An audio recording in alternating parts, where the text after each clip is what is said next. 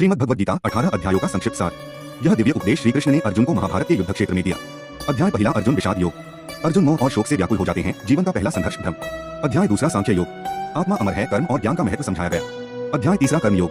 निष्काम भाव से कर्तव्य पालन का उपदेश। अध्याय चौथा ज्ञान कर्म संन्यास योग। ज्ञान से कर्म बंधन से मुक्ति मिलती है। अध्याय पांचवा कर्म संन्यास योग। त्याग और कर्मयोग में सामंजस्य। अध्याय छठा आत्मसंयम ध्यान योग। मन को नियंत्रित करने और ध्यान की महिमा। अध्याय सातवां विज्ञान योग। ईश्वर की प्रकृति और भक्ति का रहस्य। अध्याय आठवां अक्षर ब्रह्मा योग। मृत्यु के समय स्मरण और परम सत्य। अध्याय नौवां राजविद्या राजगुह्य योग। भक्ति सर्वोत्तम और सरल मार्ग है। अध्याय 10वां विभूति योग। ईश्वर की महिमा और शक्ति का वर्णन।